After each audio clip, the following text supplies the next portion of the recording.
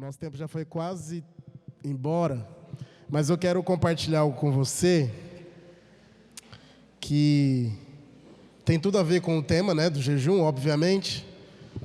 E o tema, como você sabe, é conectados. E domingo, quem estava aqui domingo no culto? Domingo, levanta a mão. Alguém foi abençoado com a palavra de domingo? Amém. Não por mim, né, mas pela graça de Deus. Eu percebi Deus trazendo muita clareza para nós como igreja a respeito do que é ser igreja.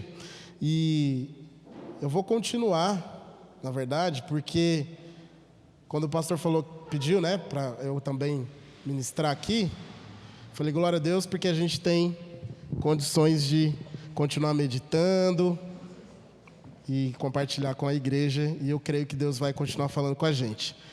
E no último domingo, para você que esteve aqui, nós falamos sobre... Alguém lembra o título da ministração? Às vezes as perguntas deixam a gente em maus lençóis. O título, se você não sabe, foi As Faces da Igreja. E eu falei de pelo menos 4 faces. Alguém lembra alguma delas? Oh, meu Deus.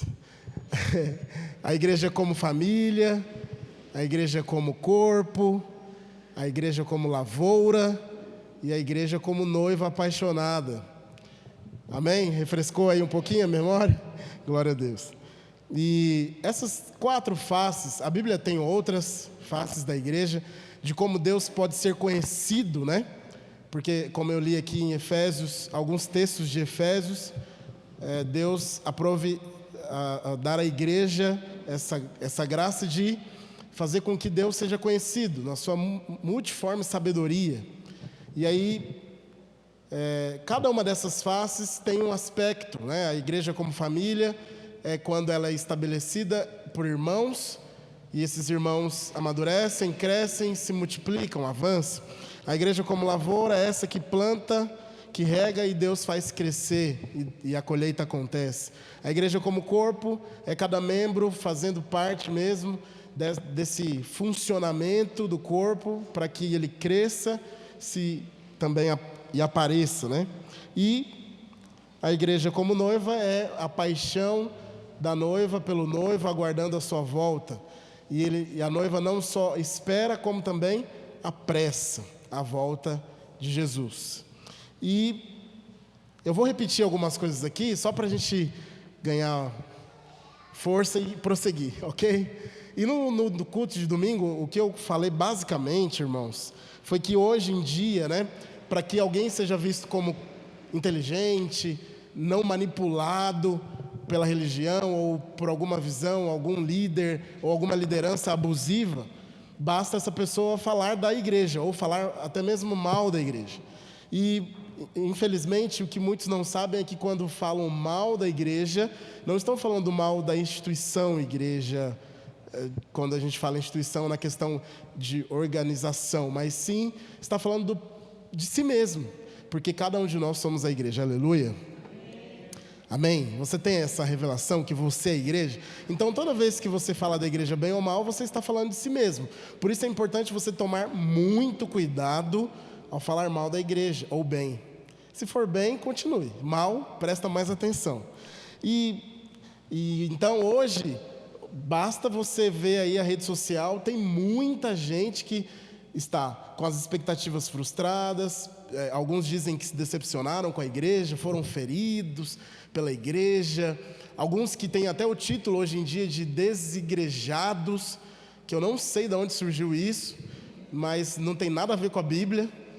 E tem muita gente que acredita nisso e até se intitula isso. Por que isso acontece? Porque falta compreensão, revelação, convicção do que é ser igreja.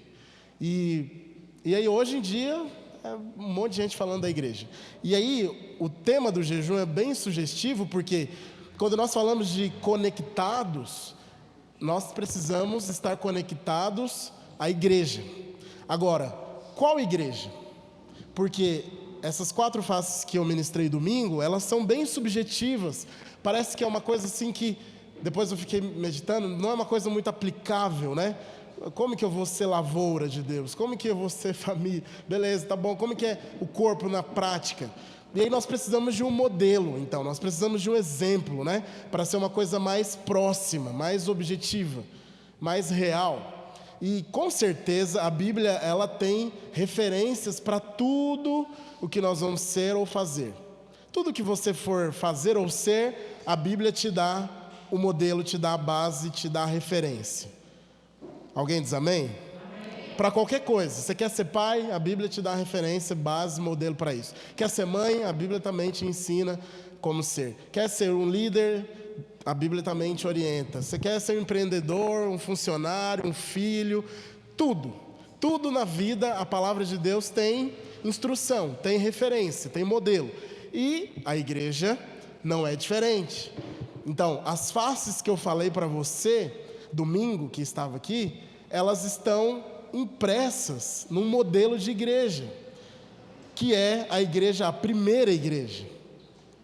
Por quê? Quando nós falamos de modelo, nós precisamos pegar o primeiro, ok? Então, alguém que já foi numa festa chique? Uma vez eu fiz essa pergunta, quase ninguém levantou a mão. Eu vou perguntar de novo. Alguém já foi numa festa que você não estava muito à vontade porque era um ambiente diferente? Alguém já? Ou você foi num restaurante um pouco diferente, que aí tinha 3 talheres para a direita, 3 talheres para a esquerda, taça não sei do que para frente, paninho virado não sei para onde, né? Todo mundo bem vestido?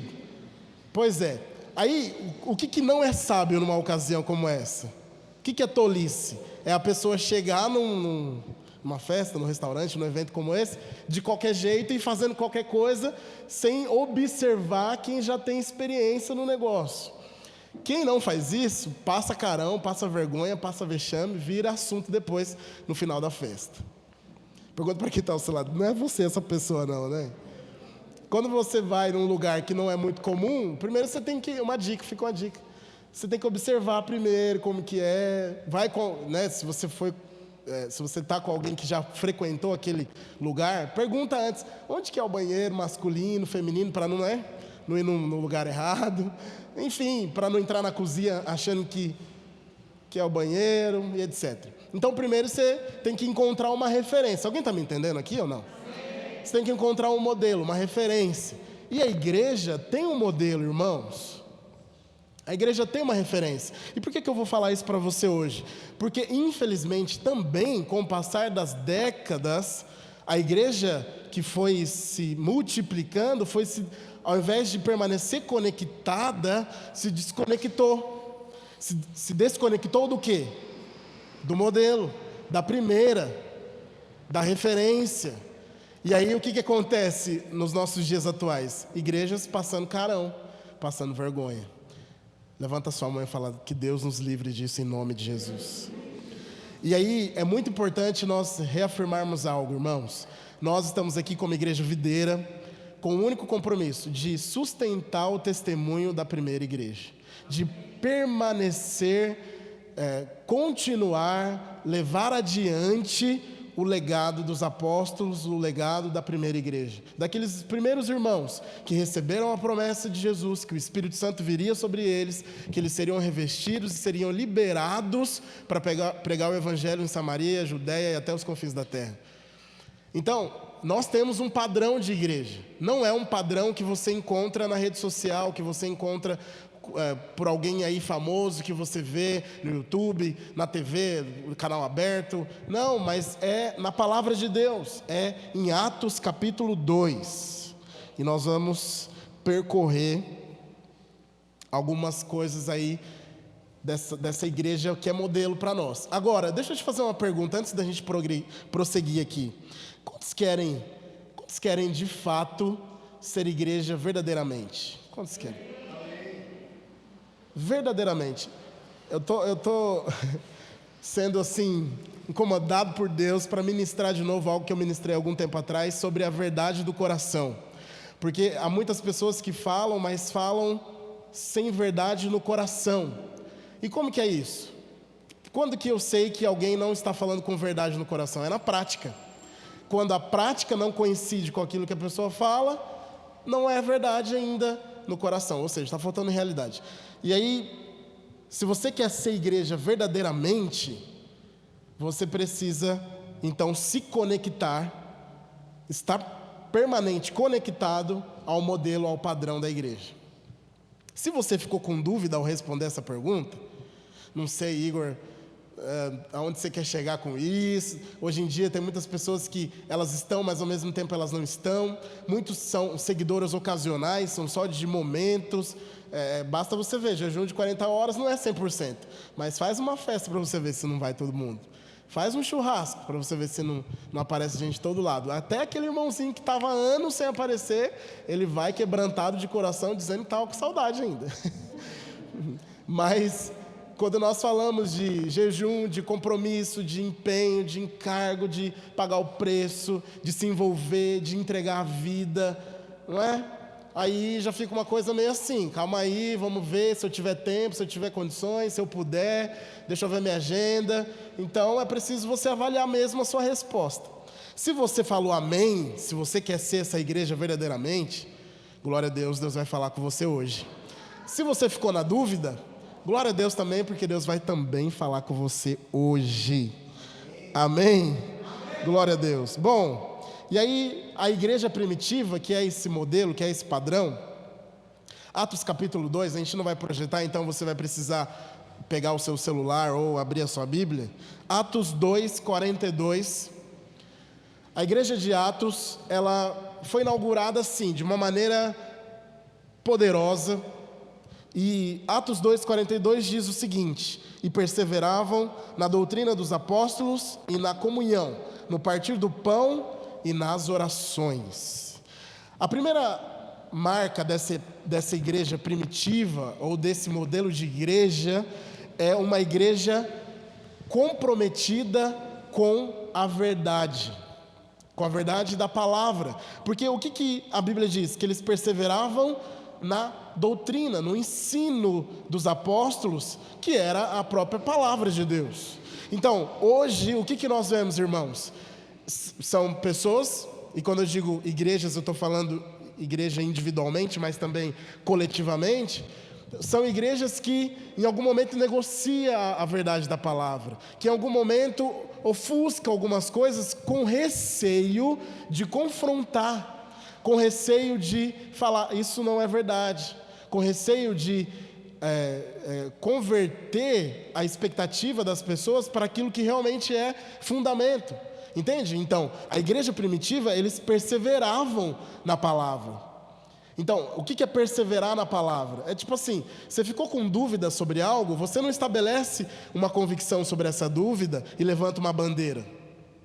Não, você vai para a palavra e persevera nela até que aquilo entre na sua mente, desça para o seu coração e se torne uma verdade. Na quarta-feira o pastor lembrou aqui da história do cara que vendia a pomada cura tudo e o pastor pregador da praça. Ambos na mesma praça.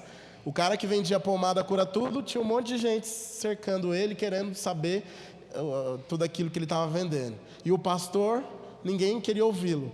Por quê? O cara que vendia pomada falava de uma mentira como se fosse verdade, e o pastor que tinha a verdade falava dela como não sendo verdade. Então, quando você persevera na palavra, a palavra vai tomar forma em você, vai ser algo que vai estabelecer fundamento, entende? Então, a igreja primitiva perseverava na doutrina dos apóstolos. Nós temos uma visão como igreja, a nossa visão é edificar uma igreja de vencedores, onde cada membro é um sacerdote, que desempenha o seu serviço para a edificação da igreja. Nós cremos que cada membro é um sacerdote, cada casa é uma extensão da igreja, e tudo isso está alinhado com a palavra de Deus. Isso é fundamento para nós como igreja, porque é a palavra de Deus que nos orienta a ser assim, a viver assim, a praticar assim. Então, quando você, como igreja, tem a verdade da palavra como fundamento, os sofismas que o mundo tenta imprimir na sua mente não vai ter êxito. As ideias equivocadas que o mundo coloca não vai ganhar espaço, porque você está fundamentado na palavra. Então, a igreja de Atos, os irmãos perseveravam, e aí nós vamos iniciar o semestre, a partir de hoje. E nós temos o curso de maturidade para começar já nesse semana que vem, provavelmente. Perseverar na palavra faz parte disso também, sabia?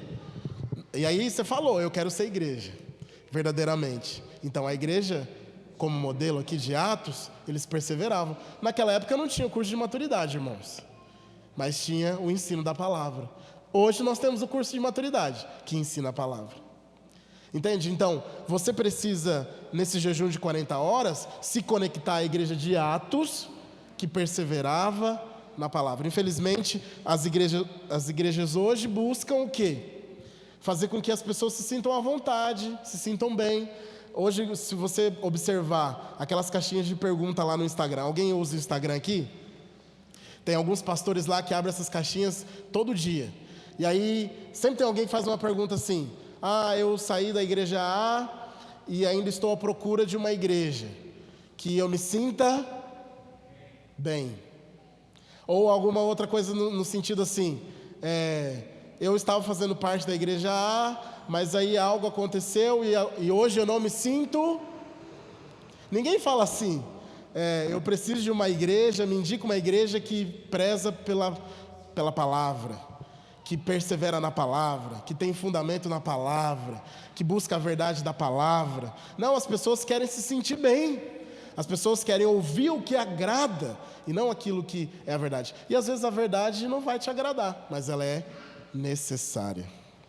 Fala para quem está ao seu lado aí. A igreja de Atos perseverava na palavra.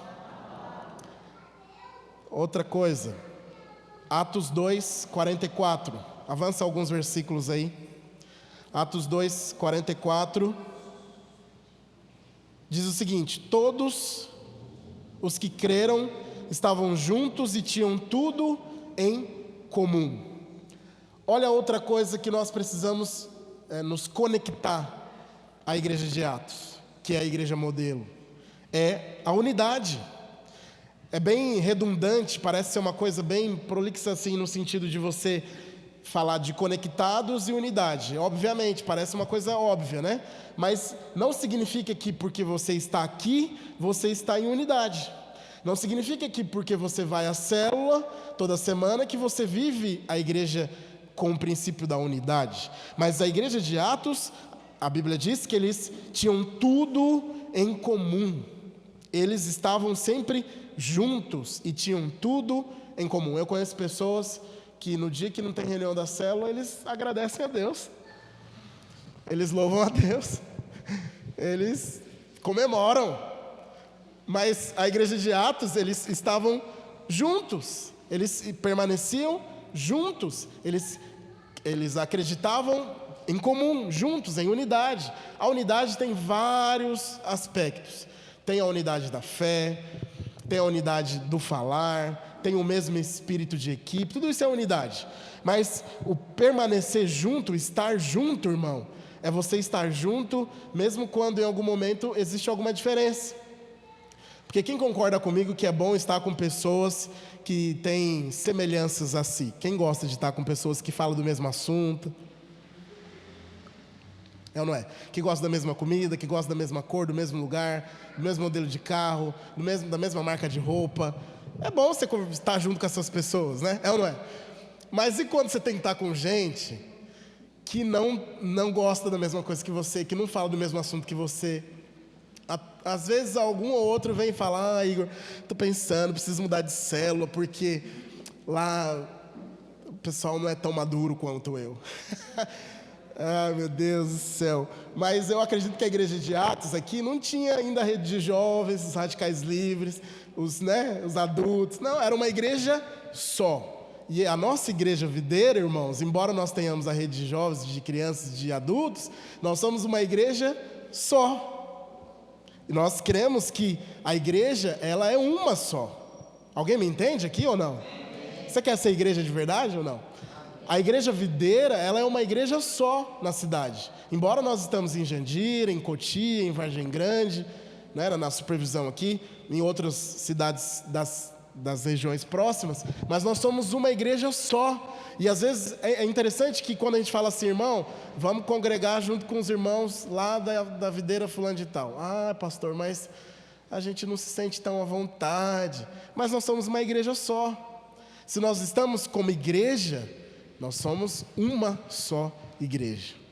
Quando você vem para o culto, quando você vai para a célula, embora a célula seja um grupo menor, mas você está sendo a extensão da igreja.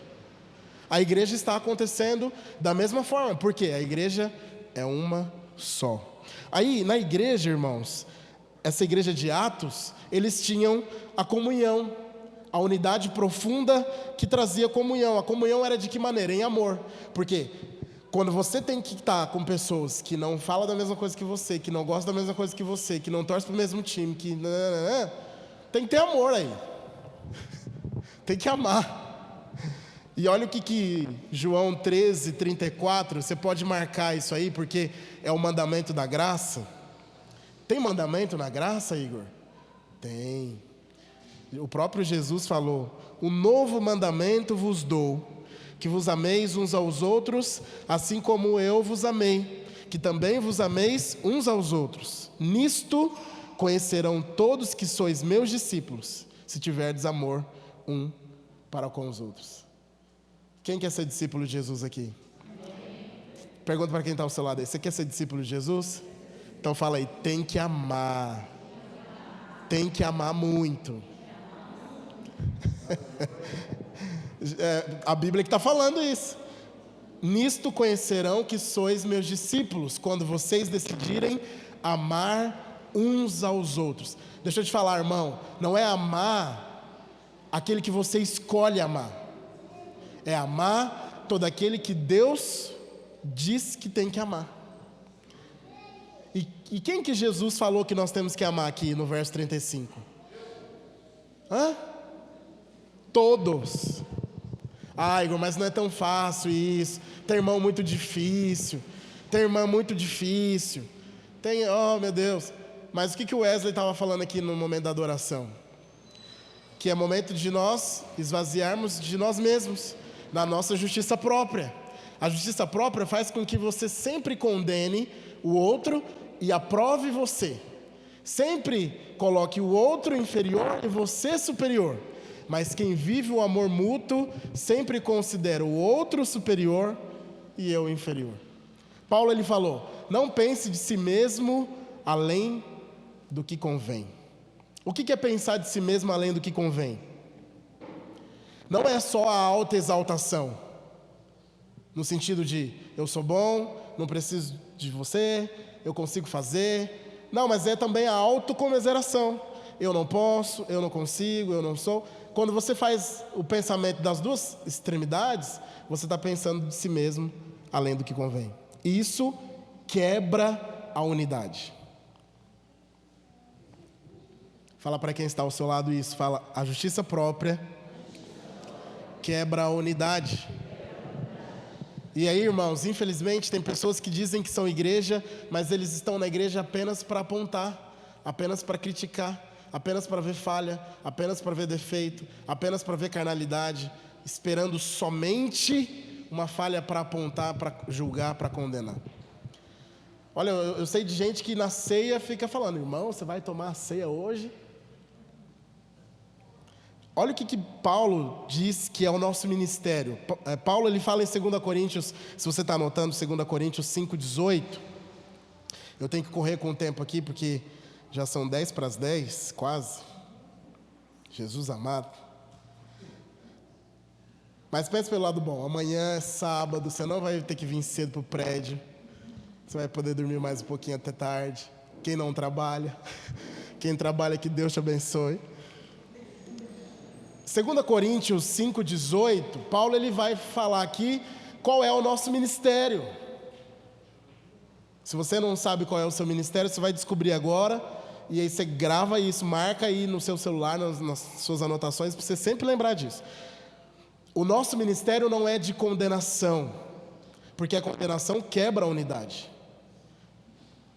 Porque a condenação ela vem da justiça própria. Mas O nosso ministério é de reconciliação. Alguém está me entendendo, irmão? Amém? Olha o que diz o verso 18. Ora, tudo provém de Deus, que nos reconciliou consigo mesmo por meio de Cristo, e nos deu o ministério da reconciliação. A saber, que Deus estava em Cristo reconciliando consigo o mundo, não imputando aos homens as suas transgressões, e nos confiou a palavra da reconciliação. De sorte que somos embaixadores em nome de Cristo, como se Deus exortasse por nosso intermédio. Em nome de Cristo, pois, rogamos que vos reconcilieis com Deus. Verso 21. Aquele que não conheceu o pecado, ele o fez pecado por nós, para que nele fôssemos feitos justiça de Deus. Então, qual que é a pregação que tem que sair da nossa boca? Não é de condenação, mas é de reconciliação. Quando você tem essa mensagem no seu coração, quando você tem essa mensagem na sua vida, você não vai condenar, você vai reconciliar. Por que a igreja de Atos cresceu de maneira exponencial e se tornou a igreja modelo? Porque eles, com certeza, aquele pessoal que se batizou, os 3.000 que batizou logo em seguida, eles entenderam, nós fomos perdoados pela pregação da palavra, eles reconheceram Jesus como Senhor, como Salvador, reconheceram que pela obra de Jesus eles foram feitos justiça em Deus, e agora faziam parte da igreja. Então, você quer saber? As pessoas do mundo, elas não querem mais ouvir palavras de condenação, porque isso elas ouvem todos os dias no mundo. Elas não querem receber palavras de reprovação, porque o mundo as reprovam constantemente. As pessoas que estão no mundo, elas não querem mais que alguém as julguem, porque o mundo faz isso. Mas o que essas pessoas que estão aí no mundo, prestes a chegar aqui, fazer parte da igreja, o que elas precisam é da mensagem de reconciliação.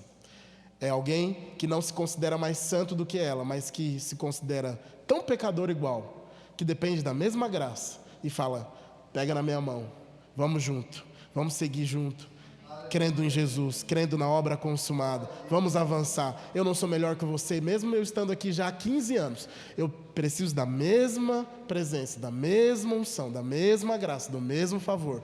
Conta comigo, vamos avançar. Ah, mas eu pequei, não interessa, Jesus já te perdoou, avança, vai para frente. Mas tem gente que tem um ministério do diabo, de condenação, porque esse é o nome dele, acusador, Ra-Satã. Fala, está amarrado em nome de Jesus. Então, você encontrar algum irmão que vem tomar a ceia no culto da ceia, e você está percebendo alguma... Porque a gente, o bom da nossa igreja é que a gente conhece todo mundo. Estava falando domingo aqui, né? Sobre o exemplo do esposo da esposa. É um desafio o esposo ser Cristo na casa, porque a mulher sabe quem é o Cristo que está lá. Mas a igreja em célula também é poderosa, porque todo mundo sabe quem é todo mundo, irmão. Não tem como você fugir, não.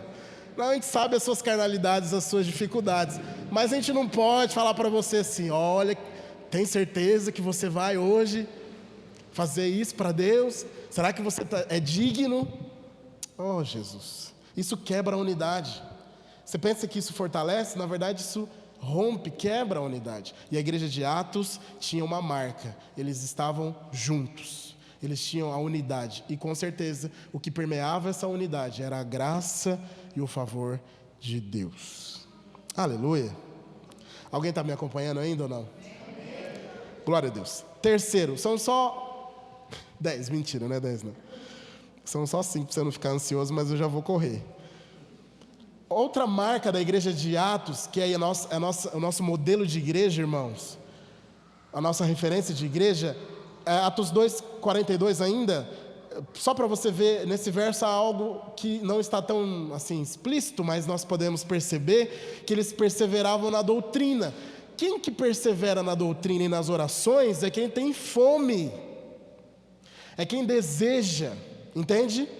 Então, a igreja de Atos tinha fome pela presença de Deus, tinha fome por mais de Deus. A experiência que eles tiveram foi poderosa, mas eles não ficaram naquela experiência, eles queriam mais, eles perseveravam para receber mais. Você já foi almoçar com alguém que tinha acabado de almoçar? Aí você senta para comer, a pessoa não tem aquela boca boa para comer, ela come assim meio... Porque não tem fome. Agora, como é bom você sentar com alguém que come com gosto, né? Que come de verdade, que tem prazer em comer, é ou não é? É bom ou não é, irmão? Se quiser me chamar, pode me chamar também, que a gente tem prazer em comer. Uma coisa boa da vida é comer. Um primo meu, ele sempre diz, pai e mãe é bom, mas comer é melhor. Então, mas quando você vê aqui em Atos que eles perseveravam nas orações, perseveravam na doutrina, é porque eles tinham fome. Irmãos, nós precisamos ter fome. Parece ser uma coisa contraditória, porque a nossa igreja, vamos falar da nossa igreja, é uma igreja que preza pela palavra. Todo domingo tem uma palavra de Deus aqui, tem ou não tem, irmãos? Aleluia. Você sai daqui, você fala, nossa, que comida boa, nossa, que palavra abençoada, não sei o que e tal. É ou não é? Mas, em contrapartida, você tem que ter fome. Porque o que adianta ter uma palavra boa, ter alimento, ter nutriente, ter suprimento, se você não tem fome? Ou se você come uma vez e depois não quer comer mais? Então deixa eu te falar uma coisa, nunca vai faltar alimento aqui nessa igreja. Nunca vai faltar alimento na sua célula, nunca vai faltar alimento na nossa igreja, porque nós estamos conectados com a igreja de Atos. Mas não pode faltar fome. Você tem que vir com boca gostosa para comer, meu querido. Em outras palavras, com o coração aberto, com expectativa. Sabe, você não pode participar desse jejum assim, é mais um jejum, é mais 40 horas, é mais um semestre. Não, isso não é fome. Fome é, eu quero, eu preciso, eu tenho necessidade. É isso mesmo, eu desejo, eu preciso, eu quero, eu desejo. Como eu disse, tem pessoas que infelizmente perderam a fome. Por quê? Porque estão se alimentando de outra comida. Estão se alimentando do entretenimento, estão se alimentando do reconhecimento, do poder, de qualquer outra coisa, menos da presença de Deus. Mas a igreja de Atos é aquela igreja que experimentou o Pentecoste, que foi batizado com o Espírito Santo, que recebeu a promessa de Jesus, mas que desejou mais. A igreja de Atos é aquela que foi inaugurada com o batismo do Espírito Santo, 120 pessoas batizadas com o poder do alto, mas que desejou mais. E por essa fome chegou até nós. E por conta dessa fome, por conta desse perseverar por mais de Deus, por mais da presença, por mais da palavra, por mais da manifestação, chegou até aqui. E aí eu te pergunto, e a sua fome, como está?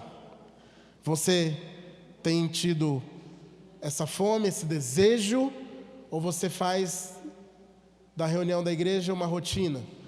Você faz da célula algo comum, algo corriqueiro, algo natural, que já não tem mais tanta relevância? Que hoje, no nome de Jesus, haja revelação no seu coração, para que você seja despertado para mais fome, mais desejo. Outra marca dessa igreja é que a igreja, ela tinha um testemunho. Atos 2:47, a parte A do versículo, diz que louvando a Deus e contando com a simpatia de todo o povo. Olha que coisa interessante, a igreja de Atos era uma igreja carismática, era uma igreja, estava lendo alguma coisa sobre isso, e alguns falam, era uma igreja simpática, que contava com a simpatia do povo, dos não crentes aqui ainda no caso. O povo que ainda não era crente, considerava aquela igreja boa, ainda que eles não tinham convertido. Mas por que isso? Porque eles tinham testemunho. Pergunta para quem está ao seu lado aí, você é igreja só aqui, domingo? Ou você é segunda, terça, quarta, quinta, sexta, sábado? Quando seu carro quebra, quando o mecânico não entrega o carro logo? Você é crente, você é igreja só quando está com dinheiro ou quando está sem dinheiro? Quando brigou com o chefe, você é crente, igreja, ou só quando é promovido, quando tem aumento de salário? Como é? A igreja de Atos, eles tinham a simpatia do povo porque eles tinham testemunho. Pensa comigo aqui, irmãos. De repente, 3.000 pessoas se convertem em Jerusalém. 3.000 pessoas. 3.000 pessoas mudaram a forma de se relacionar. 3.000 pessoas mudaram a forma de vender e de comprar. 3.000 pessoas mudaram a forma de usar o transporte público, mudaram a forma de tratar a autoridade, de ser autoridade. 3.000 pessoas.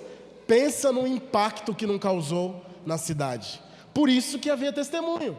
Agora, o que nós vemos hoje, meu querido? Presta atenção aqui no que eu estou te falando. A igreja cresceu mundialmente falando, mas infelizmente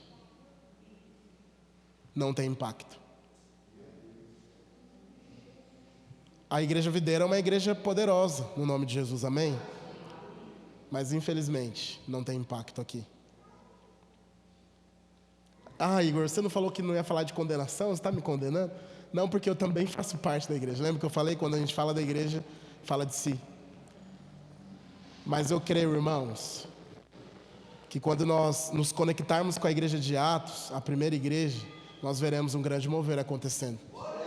Isso não é palavra de efeito, não é só para constar, para ficar bonito na gravação.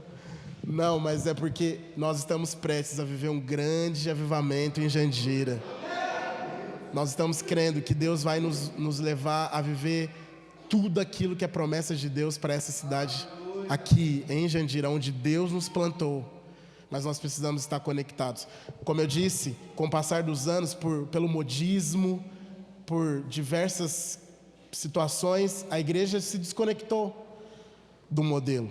Mas nós estamos aqui para permanecer conectados, crendo num grande avivamento. E por último, não menos importante, para nós finalizarmos, a parte B do verso 47, a igreja crescia.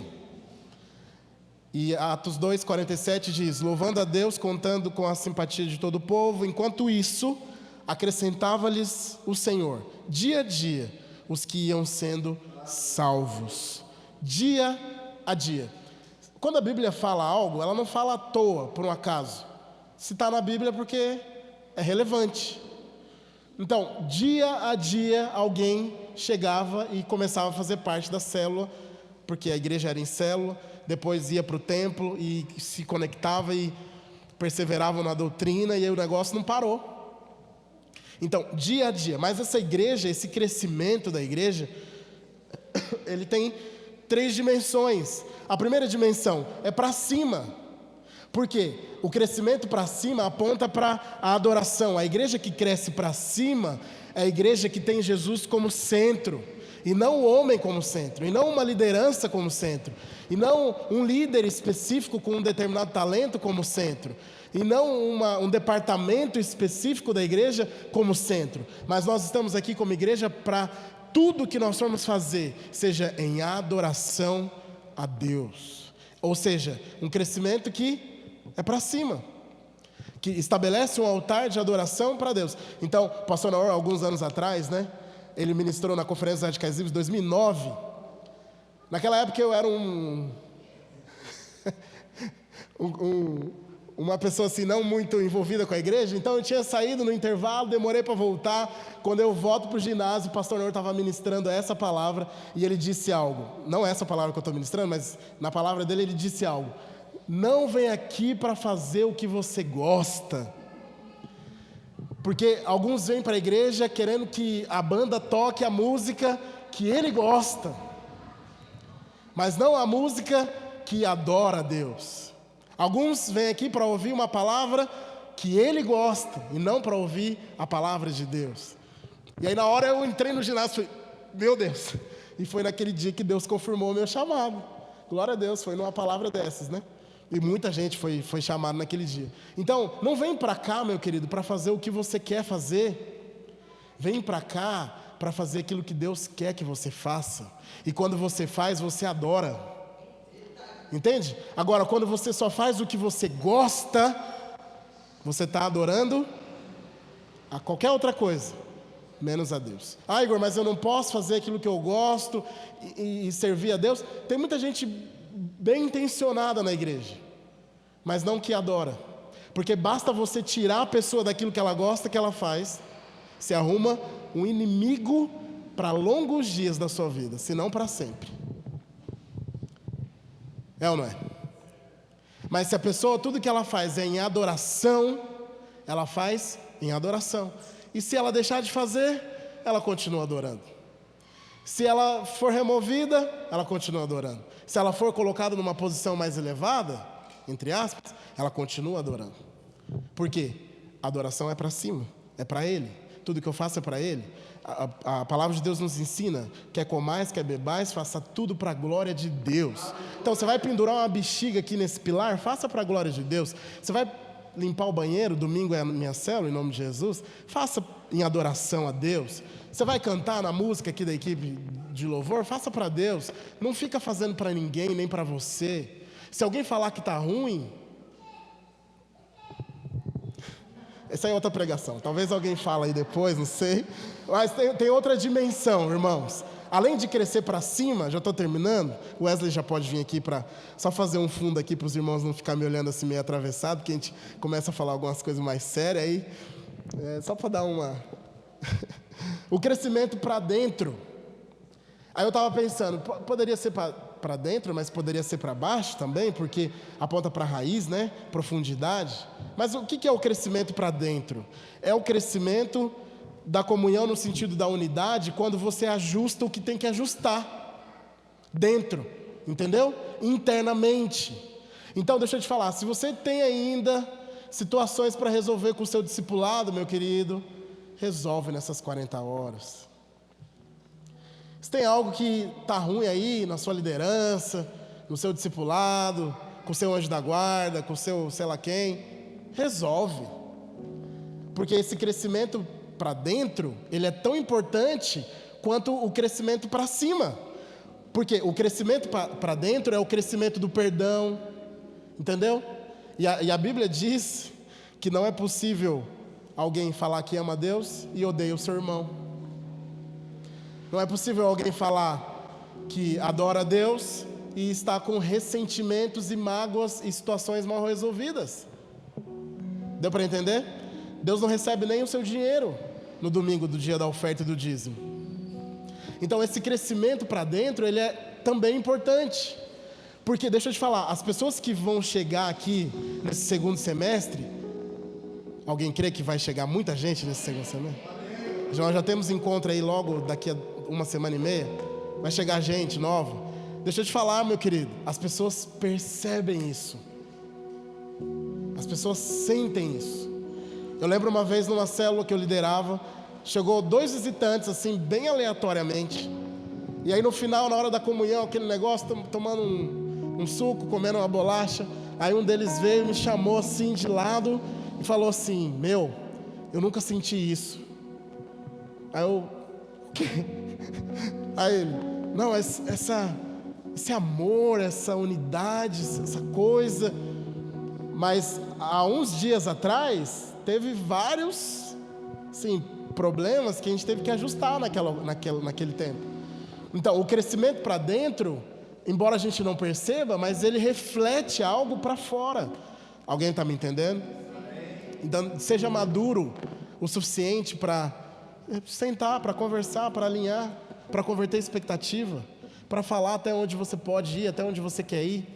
Porque às vezes o seu líder está querendo que você vá além, mas você não quer. Fala, cresce para dentro, seja uma bênção, viva essa unidade de fato, porque é na unidade que Deus ordena a bênção, porque Salmos 133 diz isso, onde há união, aí o Senhor ordena a bênção. E por último aí no crescimento, na dimensão do crescimento da igreja, é o crescimento para fora. Porque nós somos chamados como eclésia, chamados para fora. E a igreja de Atos, ela não só ficou ali naqueles 3.000, mas que já era uma grande igreja, sim ou não, irmãos? Se nós formos uma igreja de 3.000 pessoas em Jandira, é uma igreja poderosa, sim ou não? Alguém pode falar assim: não, Igor, mas quantidade não significa nada se não houver qualidade. Por isso que eu te falei antes, da adoração e do resolver coisas internas, porque isso é qualidade, e consequentemente vai haver quantidade. Não é menos importante a quantidade, é importante tanto quanto. Tem gente que fala: não, é importante ter qualidade. Se tiver 2 pessoas, tá bom demais. Se todos ali, todos os dois forem cheios de Deus, comprometidos com a obra, que amam mutuamente e vivem a realidade da igreja com qualidade, tá ótimo. Não, mas a vontade de Deus é que todo o perdido seja encontrado, todo. E tem muita gente perdida, tem ou não tem? Então a quantidade também é importante. Quando nós falamos de quantidade, nós estamos falando que é menos pessoas no inferno e mais pessoas na eternidade. Quem que vai ser usado para fazer essa transferência do inferno para o céu? É a igreja de Atos, é a igreja dos dias atuais, somos nós, é você. Fala para quem está ao seu lado aí, o crescimento para fora.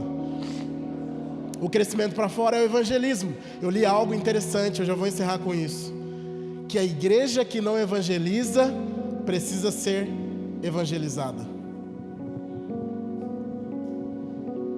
Se você tem repúdio por evangelizar, Jesus te ama, há perdão pelos seus pecados, há um céu reservado para você. Se você quiser aceitar Jesus, vem aqui à frente e eu vou orar por você. Tem que evangelizar. Se não queima no seu coração o evangelismo, meu querido, tem algo errado. Mas a igreja de Atos evangeliza. Tanto que a promessa de Jesus foi: vocês serão cheios, serão batizados e irão pregar o evangelho. Por onde vocês forem, vocês vão pregar o evangelho. E chegou a nossa vez também de fazer isso. Eu gostaria que vocês se colocassem em pé no seu lugar. Como eu te falei, o tema do jejum é conectados. E aonde que nós temos que estar conectados como igreja? Não é na igreja moderna, da parede preta, da luz que ilumina o palco, da decoração descolada, do líder que usa a calça apertada ou rasgada, do líder que fala de tudo, de todo e qualquer assunto, mas de uma forma light, sem assim se comprometer com essas ideologias que o mundo tenta imprimir. Mas é a igreja que persevera na palavra, é a igreja que vive a unidade, é a igreja que cresce para dentro, para cima, para fora. É a igreja de Atos, irmão. É a primeira igreja, é o modelo. Se você pegar o modelo e continuar, se nós continuarmos o modelo, a chance de errar é quase zero. Então, eu gostaria que nesse momento você pedisse ao Senhor: Pai, que eu seja igreja como os irmãos de Atos.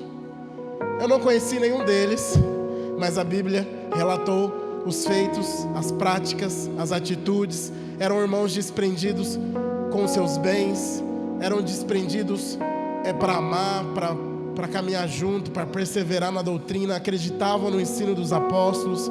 Eles oravam, perseveravam na oração. Quando eles oravam, o chão tremia, as prisões eram abertas, milagres sobrenaturais aconteciam. Eu quero fazer parte dessa igreja. Eu quero fazer parte dessa igreja. Ore no seu lugar por alguns minutos.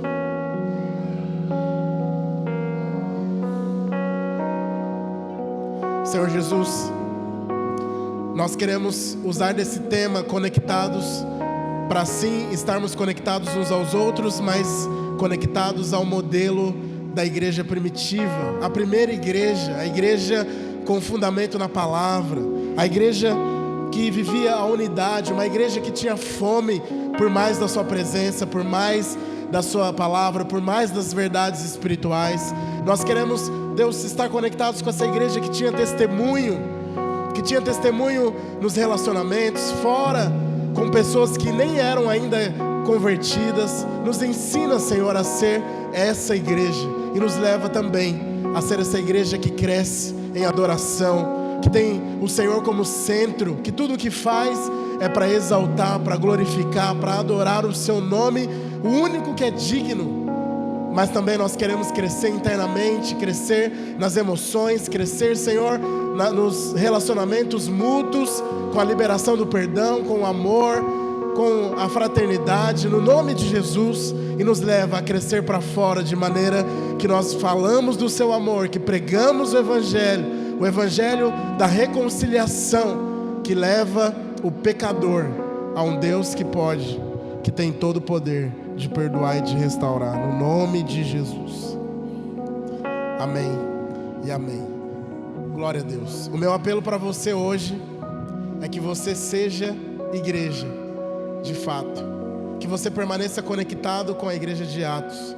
Se você tem curiosidade, leia Atos 2. Vai ler a história da igreja, como ela era realmente. Nós não temos tempo de fazer isso aqui. Precisaríamos de horas e horas, né? Mas queira ser igreja de verdade, ao padrão da palavra de Deus, conforme o modelo da igreja de Atos. Amém?